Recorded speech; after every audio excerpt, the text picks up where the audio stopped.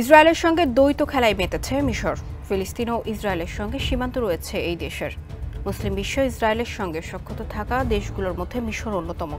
গাজায় ফিলিস্তিনের স্বাধীনতাকামী সংগঠনকে দমিয়ে রাখতে মিশরকে ব্যবহার করছে ইসরায়েল। কিন্তু সাবেক এক গোয়েন্দা কর্মকর্তা এলি ডেকেল বললেন ভিন্ন কথা। তার ভাষায় ফিলিস্তিনের স্বাধীনতাকামী সংগঠনকে দুর্বল করার কোনো ইচ্ছে নেই মিশরের, বরং ইসরায়েলের রক্তঝরা দেখতেই নাকি বেশি ভালো লাগে কায়রোর। কেননা 1956 সালে সুয়েজ খাল ঘিরে যে সংকট তৈরি হয়েছিল, তারপর থেকে তেল আবিবের প্রতি রাগ পুষে রেখেছেন মিশর। 4 মাস অবরোধ করে রাখার পর যুক্তরাষ্ট্রের চাপে তখন সিনাই উপত্যকা ছেড়েছিল ইসরায়েল। সেই সময় মিশর জানিয়েছিল ইসরায়েল মিশর সীমান্ত নিয়ে কখনো তেল আবিবের ক্ষতি করা হবে না। মিশর কোমোটা দাগে সেই কথা রেখেছে। শিয়া বাটার ও ভিটামিন ই সমৃদ্ধ lily glam beauty soap. Lily, always beautiful. তবে সুয়েজ যুদ্ধের পর 6 দিনব্যাপী আরব ইসরায়েল যুদ্ধে জড়ায় মিশর। এরপর থেকে কৌশলী ভূমিকায় অবতীর্ণ হয়েছে মিশর।